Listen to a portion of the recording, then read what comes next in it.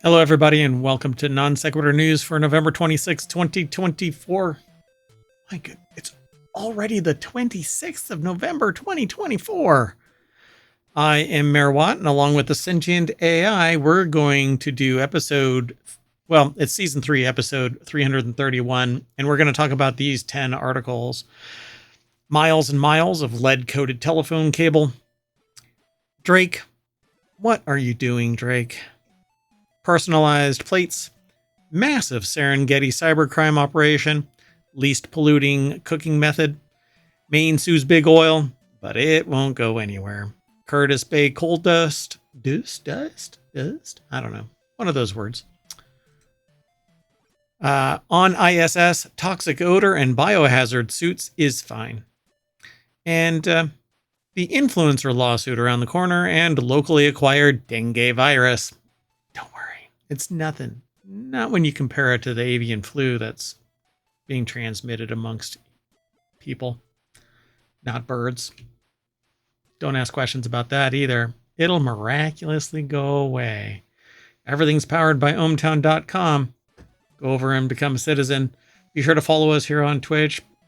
You can get the show notes from the Omatron bot that's on Twitch, or you can go over and get the show notes from the live stream. It's already in the comment. Well, it's in the description for the live stream over on YouTube, and it will be in the podcast and the long-term storage over on YouTube for today's episode. So, see you in a little bit.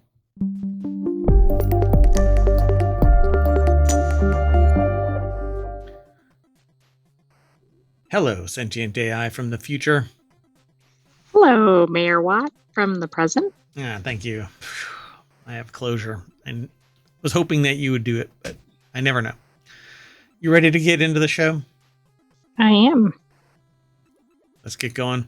First article is over on the Mobile channel. Crews remove miles of abandoned lead-coated telephone cables from the bottom of Lake Tahoe. Ever wonder why your water tastes a little minty, a little... Maybe metallic. It has a slight flavor of black licorice, neither of which really are indicative of lead. But anyway, the cables have been resting in the bottom of the lake bed for decades, raising fears from environmentalists and residents about possible lead contamination. There's a good possibility, though, that they've been coated in enough muck to prevent them from decomposing, because the reason why... what was the town? Detroit? Well, it was a little Michigan town. Yeah. They changed the water supply, and that the pH of the new water supply etched away the protective layer of the lead-lined pipes, and those pipes started leaching water into the community. Flint, Michigan, yeah. And so what ended up happening was the lead leached out and contaminated all of the people. And it's, I don't know if it's impossible, or once it reaches a certain point, you cannot get it out of somebody's system entirely. And since it crosses the blood-brain barrier and can even impact people who are pregnant, you have long-term ramifications. It's pretty horrendous. So luckily, somebody detected these and they went and got them. So crews remove miles. It's over at SmithsonianMagazine.com. Sarah. Yeah, but they've been there for decades. But hopefully that's true, and they've been coated. Yeah, with muck. So the cables had been resting in the lake bed for decades, raising fears from environmentalists. Again, Sarah Kuda over at SmithsonianMag.com or Smithsonian Magazine. Let's see. They don't know about the cable's origins. They are believed to have originally been installed by Bell Systems, which was later acquired by AT&T, as the San Francisco Chronicle's Gregory Thomas reported.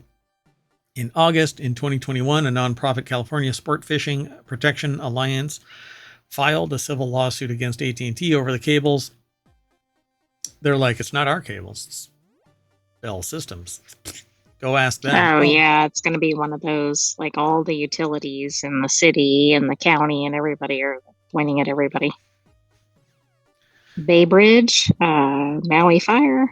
So what's really interesting is there was a whole bunch of terrestrial telephone companies all under one company. It got broken up and then it got reconstituted as AT&T. So it's really fascinating. Ma Bell is what it was known as. And it got, because of monopolistic practices, it actually got broken up into Baby Bells, not the cheese. And then AT&T. Right, this is not the good kind of Baby Bell. Yeah, that's right. And unfortunately, AT&T acquired them all again under the umbrella of the wireless communications side of things. And basically, this is the hot mess that we have. So in reality, AT&T is Ma Bell. And so it's kind of a re-roosting of they all came home, you know? That's right. But isn't this kind of concerning that nobody seems to know who installed these? They like say it's they're like believed to have been installed. Yeah, and it's really because the paperwork is lost in the shuffle of decades of, back since the 1920s is what they say. So paper? Where does that go? We have no idea. Evidence that, makes us responsible for. So really, I mean, should a modern company be held responsible for the past deeds of a company that gets acquired, after breakup, after acquired, etc.? I don't know, but somebody needs to. They take everything on for them, so they're the most logical. Not if they weren't aware of it. And unless it's stipulated in the contractual obligations of the acquisition. Well, that's true. We don't know what the terms are there. Yeah. So they say here that let me back up a little bit. So a 2023 Wall Street Journal investigation, again, we need to protect the institution of investigative journalism and newspapers. It is right. If this didn't exist, right, nobody would know about this. Or maybe they would in the local area, but not widespread. Yeah, and that's the thing. We are living in the 21st century. We've lived through an era of yellow journalism and tampering and disappearing people who spoke out against stuff. And I mean, time and time again, people who, even whistleblower protections are weak compared to what we need, because the people need to be protected from wealth, essentially wealth and power and influence. It's all money. So a 2023 Wall Street Journal investigation subsequently found abandoned lead-covered telecommunications cables across the nation. The publication hired an environmental consulting firm to take soil and water samples from areas near the cables, and testing near the cables in the Lake Tahoe area showed lead levels that in one sample were 2,533 times higher than those recommended by the EPA. Again, a government agency designed to protect the citizenry from abuses by corporations. But don't say anything, because what good is it? Yeah, let's just do away with it. We all want lead in our lakes and where our fish are and our water supply. And there are a lot of really light people in the world. And so you need that lead to weigh them down. Otherwise, they will fly off of the flat earth. Anyway, AT&T disputed the claims that the cables had contaminated Lake Tahoe, and it commissioned its own lead test that concluded the cables were safe and posed no threat to public health nor the environment per its website. But the telecommunications company agreed to remove the cables anyway. That's we'll spend millions of dollars to solve the problem, but it's not a problem. Yeah, exactly. So this fall, AT&T hired J.F. Brennan Co., a marine services contractor, to remove the cable crews. Worked daily 12-hour shifts for more than 2 weeks to extract the old infrastructure from the lake bed. They finished the work on November 17th, according to SF Gates, or San Francisco Gates, Julie Brown Davis. Scuba divers and a remotely operated underwater vehicle worked in the water while other crews were stationed aboard a large barge named Marge, and a smaller boat per SF Gate. I'm glad that they're dropping SF Gate again and again and again. So crews then ferried the cables to Tahoe Keys Marina, loaded them onto trucks, and drove them to a recycling facility. In total, 8 miles of cable from the southwestern part of the lake. One section was located in Emerald Bay, while the other stretched between Rubicon Point and Baldwin Beach. According to the California Sports Fishing Protection Alliance calculations, the effort was slated to remove more than 107,000 pounds of lead from the lake. Did you see? I mean, the amount of time that took to take all of this out is pretty astounding. Yeah. Crews worked daily for 2 weeks, more than 2 weeks, 12-hour shifts. And it's multiple miles of cable. I mean, that's pretty significant. And lead lined. Heavy, dirty, disgusting. Who knows what kind of contaminants. And scuba divers, while you may think that they're breathing contained air in a mask that is normally open, their face and all of that is open, they probably were wearing dry suits, so everything is protected. And then when they come out, they get washed down so that they don't get lead on them. I certainly would be wearing a full face mask and a dry suit and not allowing any of that to get directly on me, because who knows at that level how much of it is like flaking. Little particles, or you start inhaling it when you come out. I mean, I don't know. Yep. All right, folks, let's keep on moving. The next article is over in the Smack Talk channel. By the way, if you want to get all of today's show notes, again, you can hit !NSN over in the Twitch chat, because YouTube doesn't like ohmTown. I still haven't been able to get it to work, but maybe I'm just looking in the wrong direction. Yeah, I sometimes look that way when I need to look that way. You got to pay attention to the traffic signals. Huh? Anyway, so Drake makes a wild claim that Apple was paid to purposely misdirect Siri requests toward rival Kendrick Lamar's song. I want to test this, and I'll test it after the show, but we'll see. Drake and Kendrick. Okay, yeah. You're not going to do a live test, I assume. Yeah, I'm not going to test it live.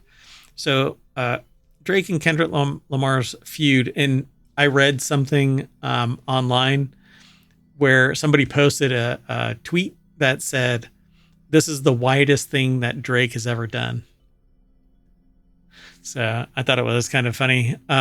Drake and Kendrick Lamar's feud appears to have no end in sight, and now Apple is unwittingly getting pulled into the complicated affair thanks to a possible Siri malfunction and Apple Music. Ryan Christoffel over at 9to5mac.com put the article together, and it says here from the legal filing, on information and belief, UMG, or Universal Music Group, paid or approved payments to Apple Incorporated to have its voice-activated digital assistant Siri purposefully misdirect users to Not Like Us. Online sources reported that when users asked Siri to play the album Certified Lover Boy by recording artist Aubrey Drake Graham, DBA, or doing business as Drake, Siri instead played Not Like Us, which contains the lyric Certified, I'm not going to say that, an allegation against Drake. So, yikes. Apple hasn't technically been accused of any legal wrongdoing since the target here is UMG. And then it says a top comment by Mike Beasley says that the part that they leave out is that the lyric is right before one they cited is Certified Lover Boy, meaning Siri is keying in on the actual lyric, Not Like Us. There's no conspiracy here, just Siri misinterpreting the album's name as a lyric. And then they end their comment with, Drake looks like such a little baby doing all this. So this is such a outrageous claim, isn't it? Now, is Drake making a ton of money off of nothing more than their present? And so people are looking up their music as well as, well, everything in this space. Like, who else is talking about Drake? Who else is, making these comments? Well, I think Drake has more hits, like more listens or downloads or whatever than Kendrick Lamar, Oh, if I'm really? not mistaken. But I think Kendrick Lamar's is viewed as Better. better music or whatever. Maybe I've got that wrong, but this whole thing seems like a Catfight, yeah. celebrity grab or whatever. Well, yes, that too. But is it all just like, let me get more publicity around my album? But I have to say that it's more like Drake going, and Kendrick Lamar is like, pop.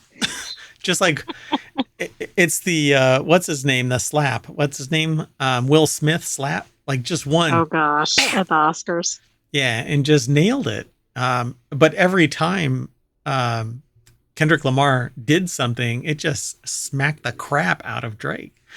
So, and I really wasn't, I'm not into Drake or even Kendrick Lamar. I might listen to them when they show up, but yeah, it doesn't really mean much to me. I just thought that it's kind of funny that it is about where I thought. This is on the heels. Go ahead. Drake has about 3 times as many downloads as Kendrick Lamar. So is Drake taking one on the chin to help out Kendrick Lamar? I have no idea what's going on here because that really doesn't make sense, right? Maybe they're actually if you're buddies. In the lead, I don't know. It's like a Mean Girls conspiracy. Language that's being thrown around. Maybe they called each other up, and said, "Hey, let's get into a scuffle to see if we can drive business for both of us." I don't know. I like a good conspiracy, and this is like Mean Girls conspiracy. Let's move on. So this next article is over in 4-Wheel Tech.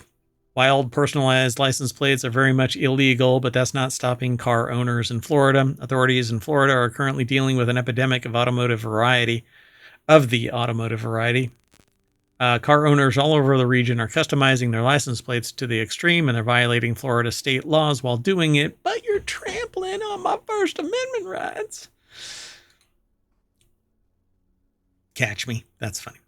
So Lawrence Hodge over at Jalopnik put this article together, and it says drivers down there are going further than just customizing the plate's digits, which that's not allowed, folks. This is right. There is like a state issued license plate, I believe. It's supposed to identify the vehicle. You're not supposed to remove database, it, right? Like you can't like put your own message on there. That's not through the official license plate program or whatever. Right, but again, the police can screw it up in the system and then pull you over for 4.5 hours, preventing you from getting to your and ask you odd questions while contract, doing so. Your government contract pitch meeting, but don't worry about it. Oh shit, I missed that meeting. Yeah. Oops, our bad. There was a typo in New York. Anyway, I'm not bitter. Miami's ABC 10 reports that Florida Highway Patrol have been dealing with more and more violations involving customized plates. These plates are more than just custom digits you can pick up at DMV. The whole Department of Motor Vehicle. Okay. Yeah, rules are a real bitch, especially when they apply to everyone evenly, except for the ultra rich, which then you can just drive a wedge between everything and manipulate. Never mind. Anyway, so at a recent exotic car show in Sawgrass Mills Mall in Sunrise region, altered license plates stood out as much as the high-end vehicles themselves, personalized, stylish, and undeniably unique, but illegal. Now, if they're driving around with these plates, that's something else. But if they take them off, I'm not too concerned about it. Yeah. We're trying to stop the current trend that we're seeing, says Lieutenant Alex Camacho of the FHP.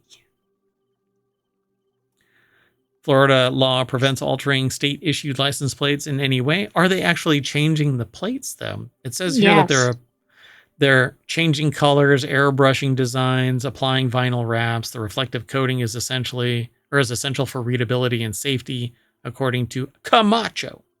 You have to say his name like that, or their name like that. I don't want to assume Alex is a particular gender. Apologies. So if you put this tag on your car, you're going to seize that tag. You are going to get your vehicle towed and get an infraction for it, warned Camacho. It's bigger than people saying it's not a big deal. Okay, look at the percentage increase, though. What happened in 2024? Holy cow. The problem is a huge deal in South Florida. Citations in 2024. Let's see. Sociopathy has hit an all-time high. People don't give a shit about the law. They don't care what your opinion is of them. They will do whatever they want to until even beyond where it impacts everybody else. Safety. I was thinking something more basically like some influencer did this and then it kicked off a trend or something. So I'm trying to figure out what actually happened. So citations have surged 98%. Authorities say that the 893 citations issued across the state in 2024, 78%, or 702, were issued in the South Florida counties of Miami-Dade, Broward, and Palm Beach. The we don't give a shit what you think counties of South Florida. The southern side. I was thinking the flashy car counties, but...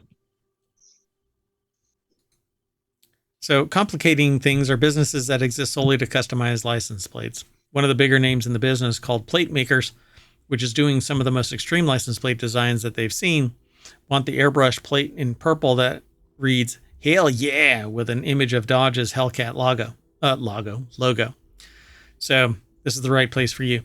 But why not just make it absolutely, not just illegal, but it's illegal to do that business. You cannot sell custom license plates. And if you do, then you're banned from whatever, being in the car industry or something.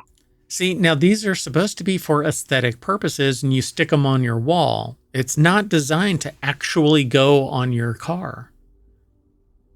But I mean, that's part of the question, right? Like, is this kind of company going, hey, put this on your car? It should be state issued license plates are the only, just like you're not allowed to modify your business permit and stick it on your wall and jazz it up and bedazzle it. You put the certificate of occupancy in place and you leave it the hell alone. You don't sit there and jazz up your fire extinguishers. You have to have them on the wall in the designated place, available and easy access. Keep them red. Keep them, yeah. Or whatever color. How fast do you think you get pulled over with one of these like purple plates or something that are clearly not a real plate? I can guarantee you it's subjective that an officer gives a shit enough to pull somebody over. Maybe they're on their way to get a donut and they don't care. I don't know. And considering I know somebody who first thing out of police academy said, I found the ultimate donut shop, I laugh my ass off every time I remember that. I will probably someday lose all memory of everything, which would probably be fun because I'd meet new people every day. But including yourself. Yeah. And nobody would ever be able to ask me for anything because when they're like, hey, can I have $20? I'm like, who are you? Yeah, I mean, that could be convenient, I guess. I'm your spouse. I'm married? Wait a minute. What? That's your child. What? I've done what now? Anyway, moving on because we're spending a lot of time on these articles. So this next article is over in Technology Today. Over 1,000 arrested in massive Serengeti anti-crime or cybercrime operation. Law enforcement agencies in Africa arrested as part of Operation Serengeti the entire country. And no, just kidding. It seems like that's where it's going, doesn't it? Yeah, I couldn't come up with a country fast enough. More than 1,000 individuals suspected of being involved in major cybercriminal activities that caused close to $193 million in financial losses all over the world. just today, I gave a talk about cryptocurrency and cybercrime, and cryptocurrency cybercrime is in the billions of dollars. Yet there is no problem with Bitcoin, a fictional fiscal instrument, from being in existence and booming in just 8 years from $730 to $93,000 this morning. So I'm surprised that anybody would go to this extent, because the cost involved with arresting 1,000 people. Yeah, but I guess based on the losses, they considered it worth it. But it is shocking. Like, where are they getting the money? Cyber things, they arrest like one person or something. Yeah. So Bill Toulis over at Bleeping Computer put this article together, bleepingcomputer.com. The operation was coordinated by Interpol and Afropol. Yeah, I don't know how I feel about that one. Anyway, between September 2nd and October 31st, and targeted criminals behind ransomware, business, email compromise, or BEC, digital extortion, and animal scam or online scams. Animal. The reason why I said animal is because I have one right outside the studio, and I don't have the studio door closed, so I have a feeling that the little creature is you'll see them walking behind me. Again, there is a whole lot of space between here, right here, and down there. But the angle of attack, the wall is 10 feet back. So anyway, so the investigators report that this is non-sequitur news. So we go in this direction, and then we get T-boned by some other story. So in total, authorities in 19 African countries arrested 1,006 suspects and took down 134,089 malicious infrastructures and networks based on intelligence provided by operational partners Cybercrime Atlas, Fortinet, Group IB, Kaspersky, Team Simru, Trend Micro, and Upsala Security. So I know a few of these. I find Kaspersky's involvement pretty interesting. Shocking. Well, based in the U.S. perception of what Kaspersky is, yeah. And the investigators report that the suspects and infrastructures were linked to at least 35,225 identified victims who lost nearly $193 million. Operation Serengeti recovered roughly $44 million. So it paid for itself, sort of, but that $44 million is taken from people who were victimized. So it right, they shouldn't might be fund consumers this or whatever. Yeah. This is still a pretty impressive effort. Yeah, pretty cool. There is more to this, but I'm not going to go through the whole thing. I'll let you all go and do that. It's a fun article to read, but thank you, Bleeping Computer. Follow the link through ohmTown, and you'll be able to check it all out. So this next article is over on the Mobile channel. Air fryers confirmed as least polluting cooking method, but it really depends on who's piloting that. Does that mean if you don't know what you're doing, then who knows? I'm not saying anything. Air fryers produce a tiny fraction of the indoor air pollution emitted by other cooking methods, including pan and deep frying, a new study has shown. That's because deep frying is boiling oil, so it's getting atomized and spraying all over the place. And most indoor cooking, not most, a lot of indoor cooking involves gas. And so gas is bad for you because it doesn't consistently burn everything in particulates, spray everywhere. They're atomized and they get inhaled, they get on your skin, blah, blah, blah, right? I mean, that's right. Well, University of Birmingham put the article together for phys.org. I love my air fryer. Whenever I want some tots, I just throw them in there. If I get nuggies, I throw them in there. If I want, I don't know, I actually have barbecue pulled pork right now, and I'm going to throw some in there as soon as the show is over with. Pizza, anything can go in there. French fries, all kinds of stuff. In fact, I had French fries that I threw in a container, and this afternoon they got thrown in a microwave, and they were disgusting. I understand it. And then they were thrown in the air fryer and crisped up, and we're good to go. So air fryers are great. You can cook eggs. You can poach eggs in an air fryer because the air fryer will cook the water and the egg inside the water. And then all you do is strain out or scoop up the egg out of the little container crucible that you put it in. Whatever it is, you ramekin, whatever. But I don't know what to add to that. Yeah. So most people spend more than 80% of their time indoors, so the effects of indoor pollutants, which include a range of acute symptoms and chronic conditions such as cardiovascular, neurodegenerative, and respiratory diseases. I mean, is that all? That does all sound pretty severe. Are a major health concern. So the researchers based in the University of Birmingham School of Geography, Earth, and Environmental Sciences used a campus-based research kitchen to bridge the gap between laboratory-based chamber experiments measuring pollution from different cooking methods and less well-controlled testing in domestic kitchens, and the results were published in a magazine named Indoor Air. I love that. You have said that there is a journal for everything.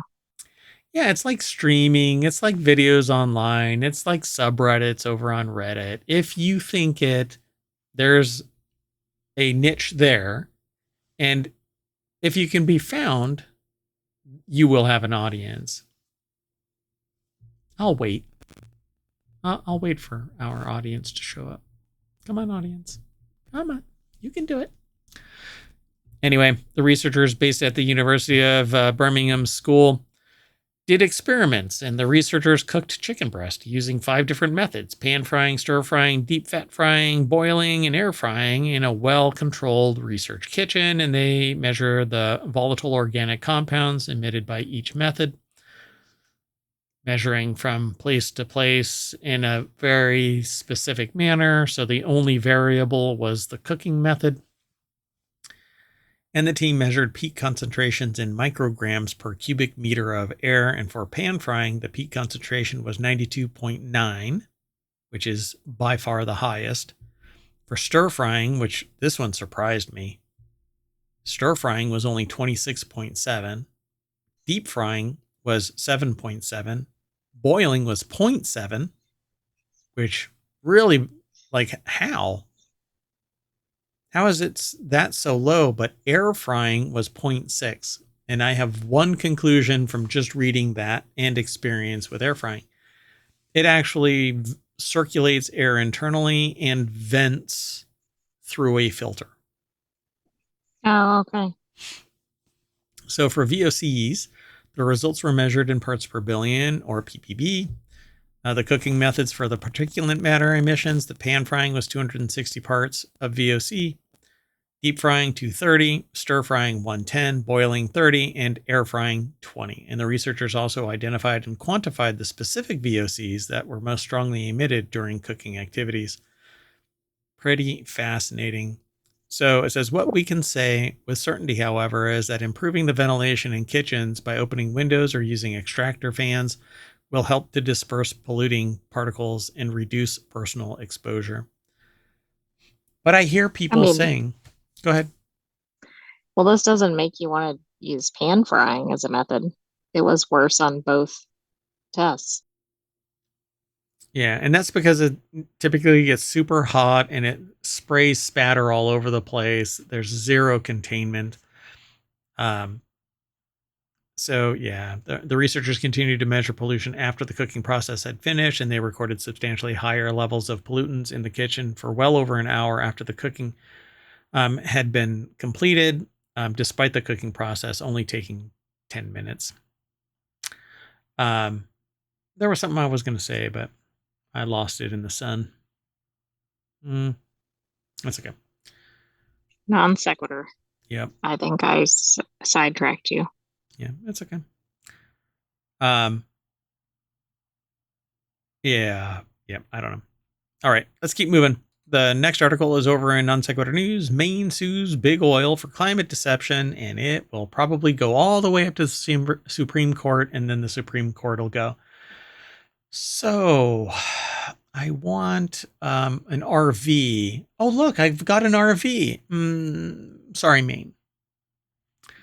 The state of Maine today sued ExxonMobil, Shell, Chevron, BP, Sunoco, and American Petroleum Institute to make them pay for lying to the public for decades about fossil fuel products' central role in the climate crisis, joining a growing number of climate accountability lawsuits against Big Oil across the United States. Maine's now the 9th state, and Maine Attorney General Aaron Frey becomes the 11th Attorney General, including the District of Columbia. Maybe because of the territories. Yeah, because that would be 9, 10, and 11. So to take on Big Oil to court for the climate deception. What? Hold on. Interesting. So this is a commondreams.org article, which we rarely of late actually highlight because a lot of their articles are actually opinions. And everybody has an opinion. We tend to do more factual articles. Yeah. So I might read one of these, talk about it, and pick out the factual information. But the context of an opinion piece is that person's perception of the facts. Facts are facts, regardless of what you believe, because the sky is blue for a reason. Okay? Not because you believe it to be blue. Anyway, so 11 attorneys general in California, Connecticut, Delaware, Maine, Massachusetts, Minnesota, New Jersey, Rhode Island, Vermont, the District of Columbia, and Puerto Rico, and dozens of municipal, tribal governments in many states have filed lawsuits to hold major oil and gas companies accountable for deceiving the public about their products. And frankly, there isn't much more in this article that talks about it. Although this one was reasonably, it wasn't the standard opinion piece. I know there's a statement in here and there's an organization behind the article. But, yeah, Center for Climate Integrity put this statement together, which I roughly read. Big oil companies have lied for decades about the catastrophic harm they knew their products would cause. And now Maine has joined a growing wave of communities across the U.S. that are demanding accountability. And unfortunately, the sociopath side of society will say, we just want to get to our jobs. We don't give a shit that we're ruining the planet for the rest of mankind. Personkind. Strike that. Even making that statement seems to be politically charged, even though it's a sociological mechanism for labeling society. But hey, don't let me steer you towards the light. Anyway, you want to move on? Because there isn't much in this article. Yeah, absolutely. I think I did find it interesting, the states. I thought, are they all coastal locations? Maybe where their water has been impacted, but it's not.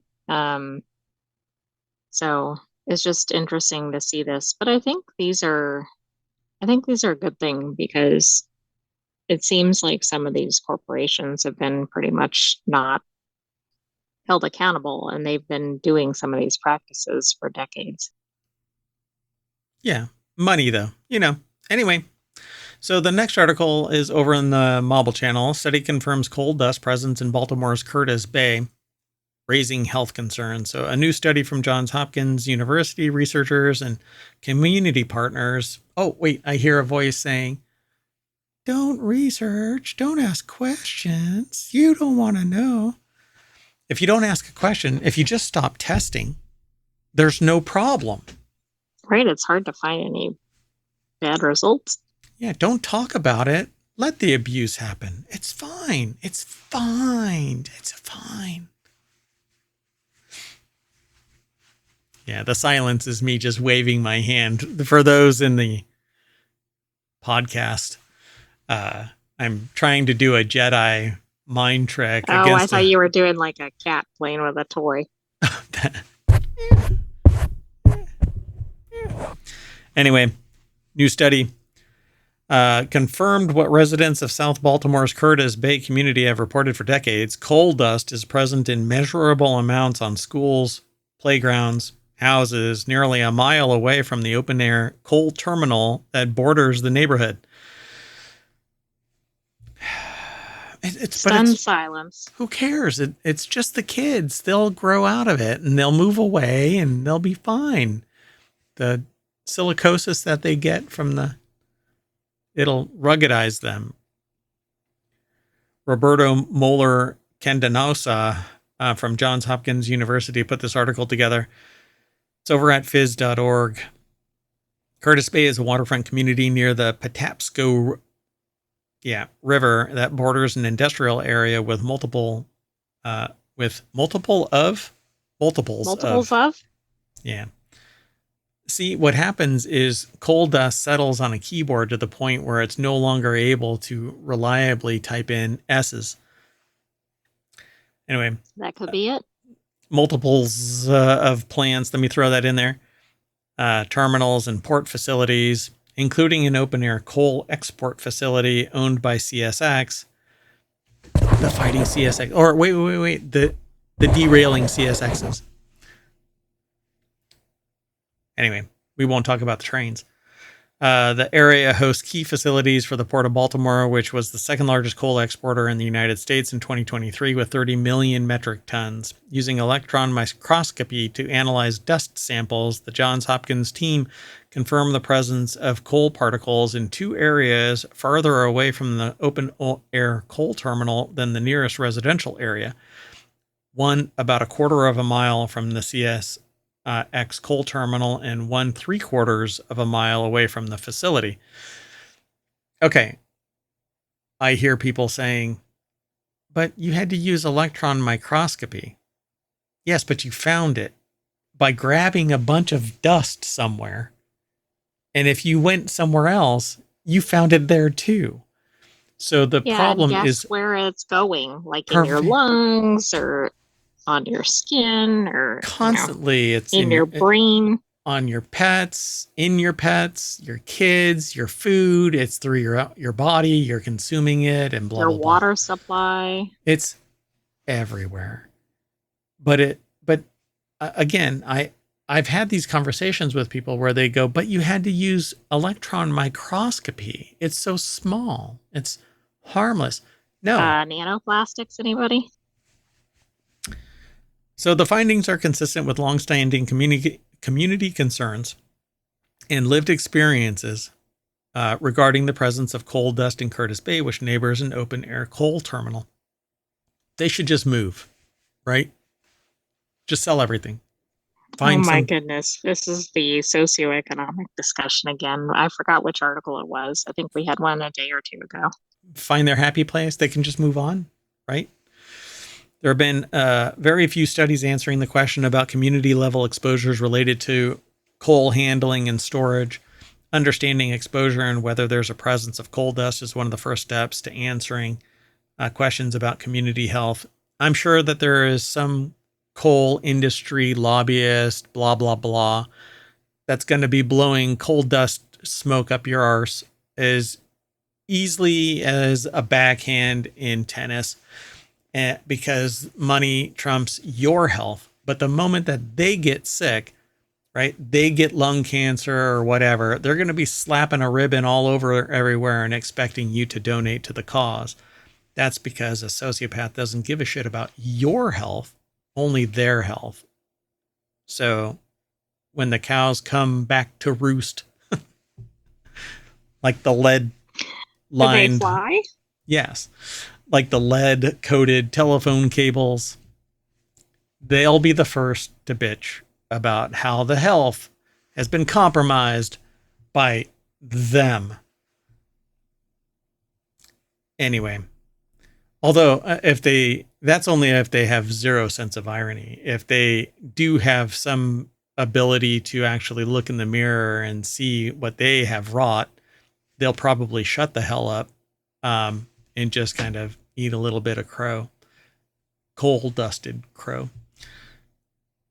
Anyway, there's more in this article, but really, um, it it just sucks because people knew about it, talked about it, they tried to get things changed, but nobody cared. And then somebody that was interested in it, it says there's coal coming out of the air.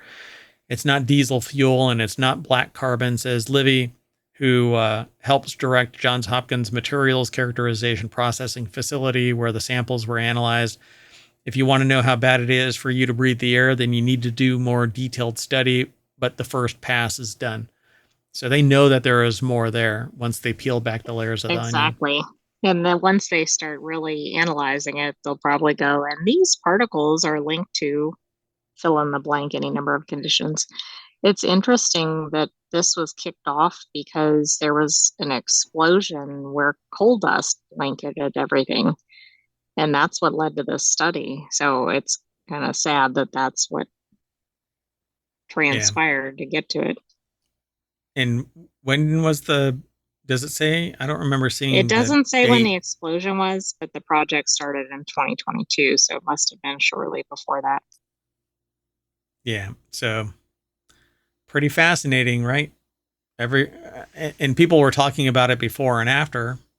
So how long has this Well, I'm actually sure been it's going? one of those things like, I mean, it's like an Aaron Brockovich type thing, right? People in the area know exactly that if everybody's getting sick or There's a problem. everything is covered with coal dust or whatever, but they're not necessarily getting any traction because unless it's like a wealthy neighborhood or whatever, it's not getting interest. And why do you think you put a biomedical lab with 53 monkeys in a tiny little South Carolina town? Because nobody's paying attention and everybody wants a job. And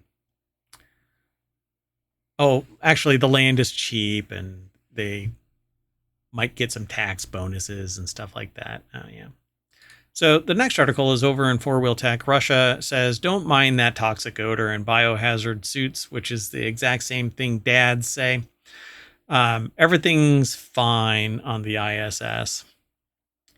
This doesn't sound fine. It's fine. It's fine. I titled this on ISS Toxic Odor and Biohazard Suits is Fine. So we've all had a problem with a roommate at some point in our lives, but probably not in low Earth orbit. Roscosmos received an unmanned Progress resupply craft on the ISS last Saturday, and when cosmonauts cracked open the hatch, everyone smelled an unexplained odor, and there were droplets in the air. Bad. So Ryan Eric King over at Jalopnik put this article together, and I suppose that the ISS is a vehicle. So Jalopnik is the source for it, right? Oh, I see. Yeah, must be. They actually call the segment Space Lopnik. I like it. So the unexplained odor smelled like spray paint, according to NASA astronaut Don Pettit, which probably means it's a solvent of some kind, and that's probably not good. So everyone smelled an unexplained odor, and there were droplets in the air. The incident launched yet another inquiry into something going wrong in the ISS, or on the Russian side of the ISS. It's split in half, by the way. And the Russian side has been instrumental in providing solutions to the possibility that we need supplies and we need to exfiltrate. And so because there's experiments in some places and spacecraft docking on the US side, yeah, who knows? Well, to be clear, this wasn't a misunderstood prank or a punctured drink pouch. NASA astronaut Don Pettit described the smell as similar to spray paint, according to an Ars Technica report. NASA released a statement on Twitter, still following or commonly referred to as Twitter, and it's always gonna be. I was gonna say something else, but anyway, let that sink in, idiot. Along with the quarantine and extra air scrubbers, the cosmonauts on ISS put on protective equipment until they were certain that the space station's environment was safe. This isn't the first time. Let's just hope that they make it home safely and they're healthy and then they can decommission the ISS, and then we can plan a new one. We're already planning a new one to bring another one up into orbit, but we need to, get these people home safe and then launch another one and make it all happen. What we really need is the space station to keep on growing, and have aliens come, and then we can do what is it? City of 1,000 Planets. Valerian in the City of 1,000 Planets. Yeah, we need that to take place, and then maybe we can stop worrying about invading other countries. Yeah, but maybe it's time for a new ISS. And I love that they talk about down here the Starliner straining the crew and the lost tomato, which we refer to occasionally. Both of those. Yeah, the Boeing Civ Starliner, the Civ class Starliner, and it says the Boeing Starliner stranding its crew in orbit for well past how long they were supposed to be there, 8 days into what? How many? 8 weeks plus? Or the time that NASA lost a tomato. They found it, right? It was like hiding behind a cabinet. I think it was like a year later, though. Yeah. And there's like mold and other stuff that's growing in the ISS, but anyway. So the next article is over. You know what? Never mind. That mold might be something that they can use to make cheese. And it'll be NASA space cheese. I don't think that's a good idea. No? I think wrong-headed sometimes. Just look at my past episodes. Our past episodes, excuse me. Sentient AI. So the influencer lawsuit that could change the industry is over in Non Sequitur News. It's actually from The Verge. One Amazon influencer makes a living posting content from her beige home. Why beige? But after she noticed another account hawking the same minimal aesthetic, a rivalry spiraled into a first-of-its-kind lawsuit. Can the legal system protect the vibe of a creator? No. I'm going to go with no. It is an idea. It isn't your embodiment, sure, but not even a visual embodiment is yours. You can't own a vibe. So, and what if that vibe is basic? Well, yeah, basic. So, Mia Sato put the article together over at theverge.com. Can the legal system protect the vibe of a creator, and what if that vibe is basic? You're not the inventor of minimalist, so kiss my shiny metal ass. So packages arrive in a week that she doesn't know the exact number. When they ask, there is a sentence at the end of the very first paragraph. And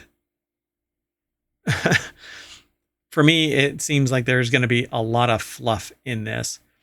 Every day, an Amazon delivery truck pulls up to her home to drop off jewelry, handbags, desk chairs, fake plants, transparent birdhouses. So many packages arrive in a week that she doesn't know the exact number when I ask it. This is kind of like this puff piece. So I want to that's why I scan over this and I talk about just the things that I think are kind of interesting and important. They have 430,000 followers on TikTok and Instagram with titles like Amazon Summer Shoe Haul, ASMR Amazon Vacay Jewelry Unboxing, and Amazon Kitchen Finds. I'm obsessed with, not me. So, I mean, this is like true influencer. And it's like peak influencer. And yeah, it isn't that somebody has wholesale taken the writing and matched word for word the presentation. And even then, looking at somebody and going, I'm going to take that person's products and do a counterpoint kind of perspective from my perspective doesn't mean jack shit. I can do that all day long. What I can't do is take word for word everything that they say. That is plagiarism. But Right, or post their videos as your own channels or yeah, something. that would be a copyright violation. But I can take their video and make comments about it. I'm doing a value add, and it's a reaction video. I can sit there and go, well, this is really stupid because whatever reason. But for them to sit there and take the materials and sit there and show it off and blah, blah, blah, it's content. And if you're interested in that kind of stuff, you can watch them. But then this person comes along, right? Shale runs what is essentially a one-woman marketing operation, making product recommendations, trying out outfits, and convincing people to buy things they often don't really need. Every time someone purchases something using her affiliate link, she gets a kickback. Da-da-da. So it says the only problem, or the only item in her home not from Amazon is an all-white canvas poster handmade by Shale that hangs over her work desk. In big block letters, it reads, "I am so lucky. I am so lucky." But all of this, videos, big house, earnings, could come crashing down. Shale is currently embroiled in a court case centered on the very content that is her livelihood, a Texas lawsuit in which she is being sued for damages that could reach into the millions. So it says Because she here, basically has an off-white house. yeah, the minimalist Which is like predates both of these people. yeah. Laura Gifford is closely involved in her daughter's business. She works as her manager, handling email communications, booking travel, and more. Gifford and her mother are clearly close, and Laura's watched her as her daughter has lived out years of her life online. At age 12, she was making stop motion videos and uploading them to YouTube, Laura tells the person over at The Verge. So they say, I have no malice toward the sad beige home, but I personally am thrilled I do not live here. Despite the light pouring in from oversized windows and the electric fireplace glowing in the living room, it feels cold, austere, not suited for life. It reminds them of staying at an Airbnb with the charms of lived-in coziness, cute window shutters, lots of throw pillows, but where every drawer is empty and bath towels still have price stickers on the inside. So that's the idea here. So the article is quite extensive, but it says in the lawsuit, Gifford alleges that Shale copied her down to specific frames and videos. She claims that repeated pattern and Shale's uncannily similar content ultimately cut into Gifford's own earnings. The similarities extend in Gifford's telling beyond just video content to eerie, real-life aspects of her manner of speaking, appearance, and even tattoos. So, having picture frames in a Right, but certain that order. seems so generic, right? Yeah, and But then everybody on does the that. narrative, it's like listing very specific furniture items or something. I mean, people can have the same items, but Yeah, and this is commonplace. Hell, and if I that's were not to even the same either. right, and there's 9 in one, 6 in the other, different sizes, different content. Behind me is a 9x9. Uh, well, they're actually sound panels, but I could have put pictures on them instead. Actually, they are professional sound panels, but like I said, I could have had them skinned in art. So, do I run afoul of that because it is austere in here? I don't have anything else on the walls. It is, but it's designed to be a studio, not a house. Anyway, still, they say here it was fine, nothing too crazy. Shale says about in late 2022 and early 2023 when they both lived in Austin, they hung out together in person twice, and the meetups were casual, perhaps akin to an outing for networking. Both say the goal was supporting each other's business. The first time in December 2022, the two women, along with a third influencer friend of Gifford's, met in person at a shopping mall in Austin. They know each other. This is the Mean Just like some Girls. sort of personal, yeah, dispute or something. Yeah. Wow. Yeah, I don't know. To me, it's always seemed really creepy when the parents are the managers and stuff like that. They have a Oh, I personal agree. interest in. Yeah, a little too interested in the success of the kid. Yeah. So I won't go through this whole thing. It actually is quite extensive, and I'm like maybe a third down the page. Um, so I'll let Yeah, you all this go and goes and check it out. goes. Yeah, for sure. But it's compelling in the only sense that I want to know what the outcome is of this. But I would more have felt like, will this um, impact influencers in general? Um, but I didn't see that in this. I think that this is just a fight amongst two mean girls that they want everything when it's nothing. True. But the more interesting piece is, what does this mean for the future of social media and influencers? Yeah, I have a Right? Because feeling if that, this got in their favor, this would shut down a lot of channels. yeah, they would have a precedent that says that this look is owned by somebody. Exactly. Can you think, I mean, think of like any genre that you see online, then it's like only the first person who ever had a whatever blue wall in the background or something, they're done. Nobody else can do it. Yeah, nobody can have a professional set. And that's all that this whole house is really configured to be. It's a professional set. Right. And how many channels do you see that look pretty darn similar? Not in terms of a copy, but they have the same elements. Yeah. And I don't care about them like looking left all the time or whatever. That is just standard marketing fare. It's whatever the good side is with the best lighting, with the best presentation. I Any judge with critical thinking capabilities is going to look at this and go, "Y'all are dumb." Let's go on to the last article. This is a weird one because earlier today I was told that there were a couple of people now, including a teenager, I guess, in Canada that has bird flu, the H1N5 or H5N1, whatever Oh, it is. yeah. I We don't had an remember. article about that in ohmTown, But there's another one but apparently. there's more. So now they think it might be person to person. Yeah. So, but I haven't been able to actually source that, but I thought that we'd talk about this because it says here a Texas official announced the first locally acquired case of dengue fever, dengue virus in 2024. Locally acquired means that people infected have no history of traveling to an area of the world where dengue normally spreads. And while this isn't necessarily something that's going to transmit from one person to another, where did this come from? It's driven by mosquitoes.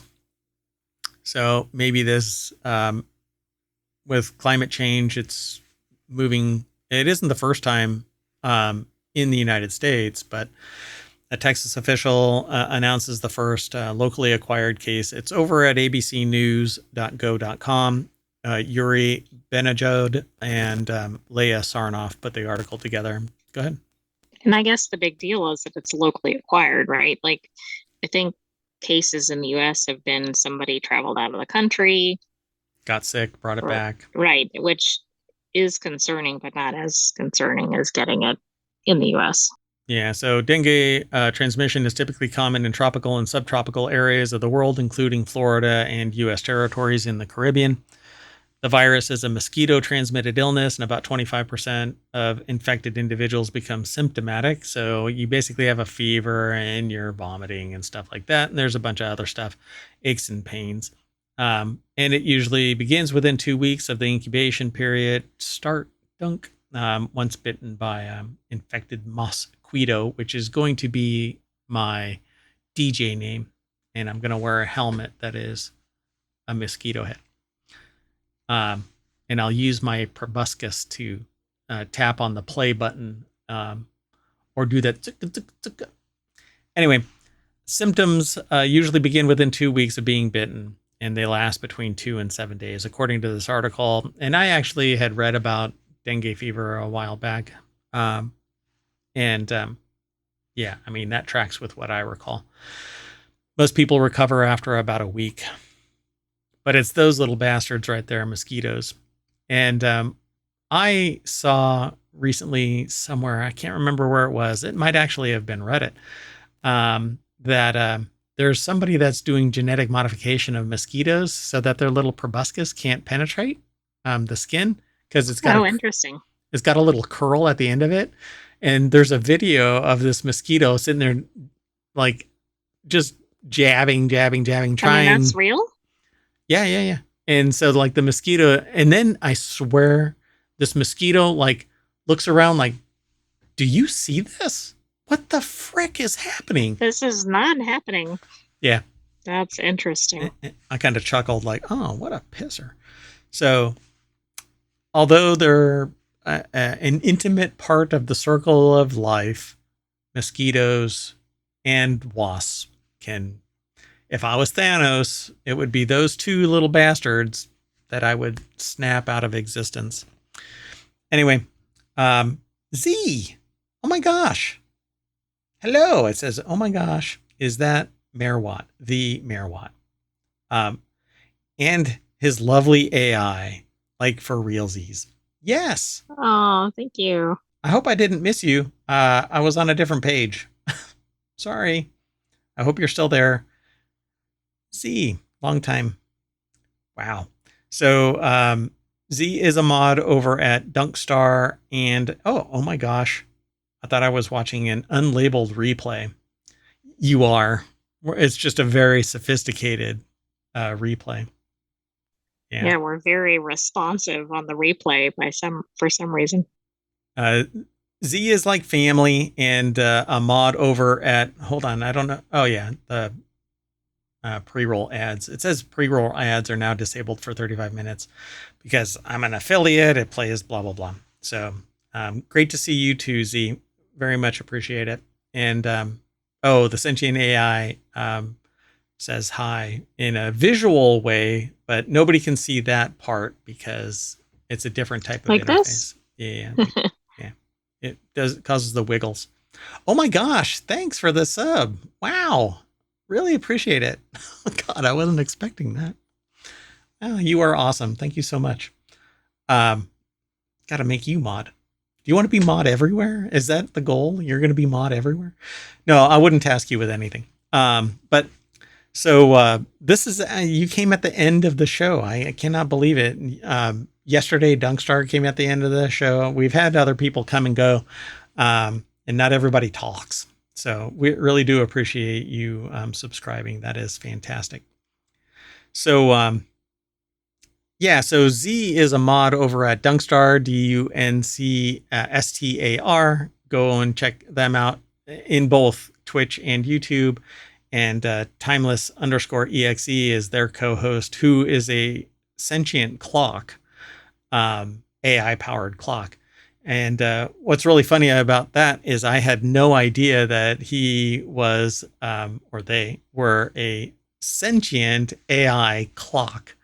But there you go. I found out, like, I don't know when, like after we started streaming and stuff like that, and I found your little, I found your weird USB in a little scoop mark in the parking lot of a Wendy's at 2 a.m. because I needed barbecue boneless wings from Wendy's. They had a really good like a spicy Asian dipping sauce that it was just delicious, and now they don't have it anymore.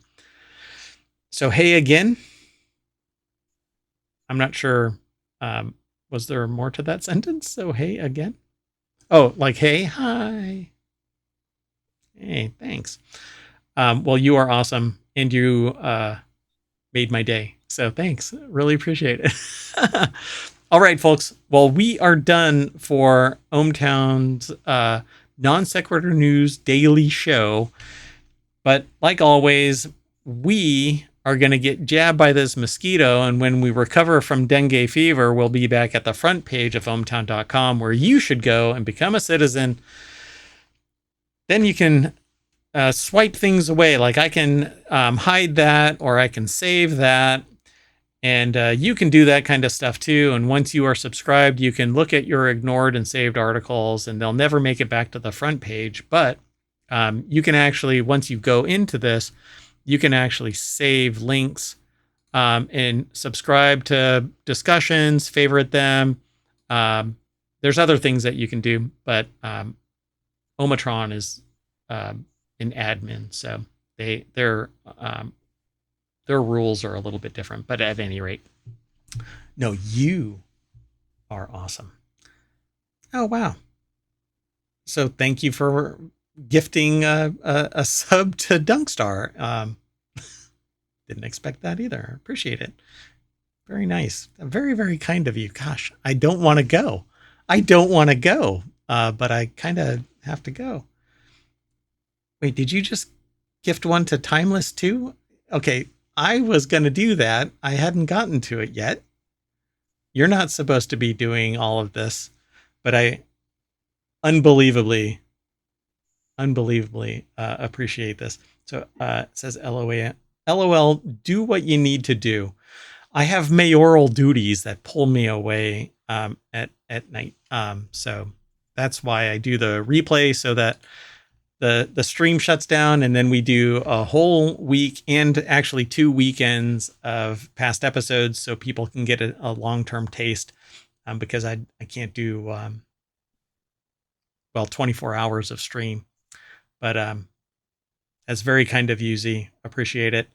And we will see you tonight in either Dunkstars or Timeless_EXE's stream. So, okay, I'm going to get out of here and take the sentient AI with me. So thank you very much again, Z. And I hope to see everybody here, either here on Twitch, where I got my start, or over on YouTube, where long-term storage is of all of our videos. So I'm going to say bye. Thank you very much for hanging out. Sentient AI. Good night, ohmTown citizens. Thanks for joining us for another episode of Non Sequitur News. We'll have another one for you tomorrow, but stay tuned for the replay. Z, you have a tremendous Thanksgiving. I hope to see you all. So we'll be in Dunkstars or Timeless_EXE's channel tonight. So unless they decide to not stream.